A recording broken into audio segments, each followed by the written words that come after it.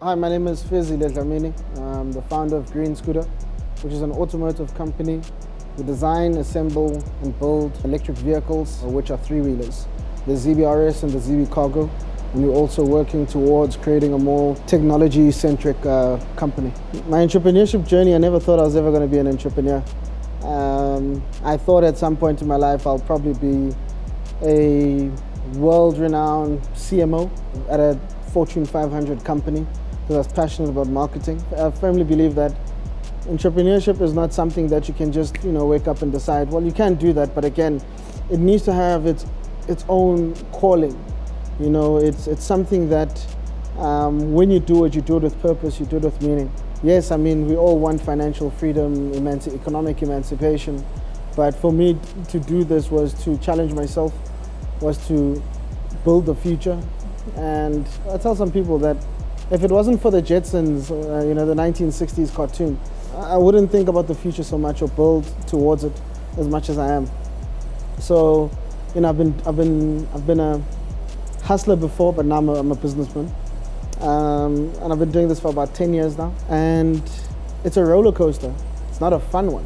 If anyone asked me for advice about, do you advise people to become entrepreneurs, I'd say no, because it's not for the faint-hearted. It's a road less traveled for a reason. There's those that win, there's those that lose.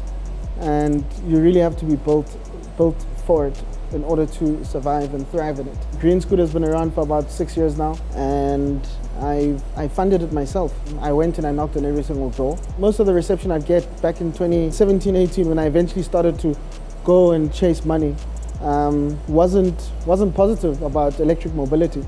Wasn't positive about the future that we're trying to build. And here we are, 6 years later. I've invested my own money, millions of rands, just to get to this point where we are now. And even with that, it was never an easy journey. I had to make a conscious decision back in 2018. 2018, March, I'm broke, contract phone, nothing was, I couldn't make phone calls, but luckily I could receive phone calls. I had to think about something new, in terms of making money. And we fortunately came together with a then friend of mine, and we started an agency, a marketing agency. We built software and we built hardware, and we ran traditional marketing campaigns for a big company. And if it wasn't for that, I wouldn't be here today. So all the money that I made in terms of funding and financing my company was literally from that. You have to make a conscious decision as a South African or even an African that you want to get into business, you're not going to get funding like this. So you have to think about something new, something different, an approach to funding and financing yourself. And I did just that, creating Green Scooter and, building what I'm trying to create with my team is to change the world, is to elevate, Africa, above everything else. It's a unique challenge that you just bring to yourself. It's just, like I said, it's a calling. Like, business is literally a calling. And when you're so far deep as I am, 6 years in, haven't even made a profit, haven't even made a damn salary from this thing, you've jumped off the cliff and you're just like building a plane on your way down. Whether it eventually works out before you hit the ground or whether you glide, is a bona phambili.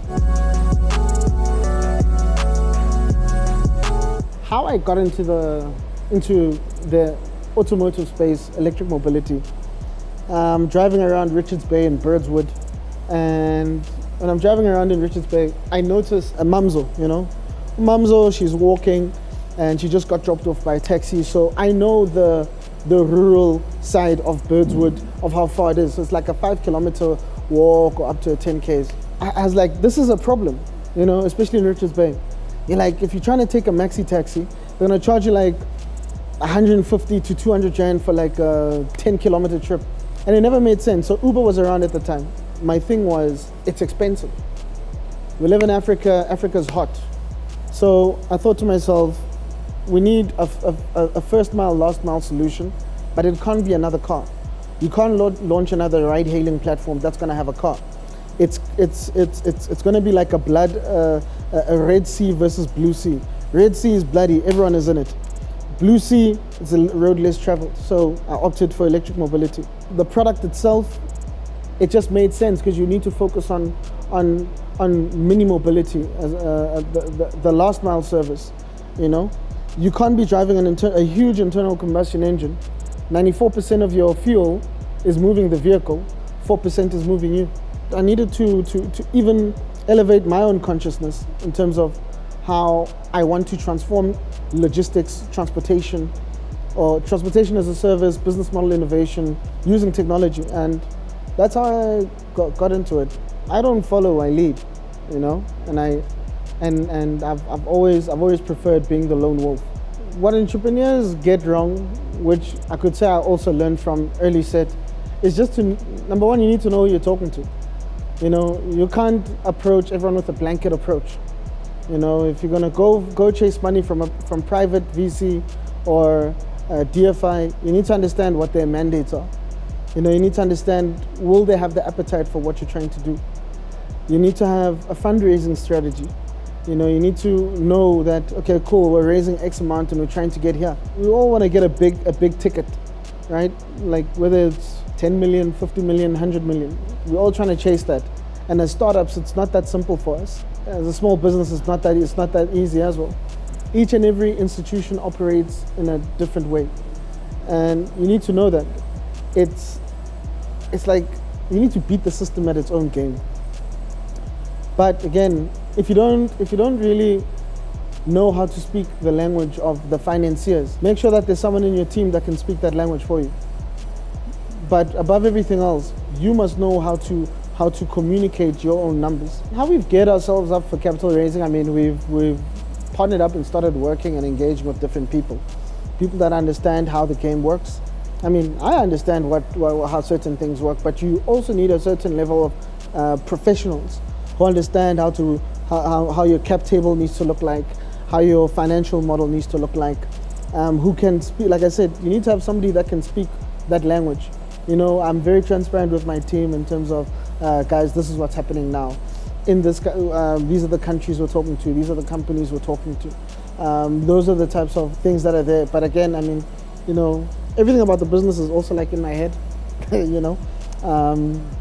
So, you know, it's making sure that the team also understands the literature, understands the direction, making sure your pitch deck and your data rooms are always like updated. The top 3 things that, you know, you need to understand in terms of raising capital. 1, relationships matter. If you're not gonna have relationships, it's gonna be difficult to get money. Raising money takes a lot of effort. 2, your numbers must make sense. Don't lie. Tell the truth. Show the actual, show the forecast. 3, make sure you're reaching the right metrics. You're showing your metrics. Fund managers want to see your metrics. They want to see your previous financials, annual financial statements from previous years. Make sure all of that you have it together. Because once you have it together, it becomes easy to converse with funders. That's basically it.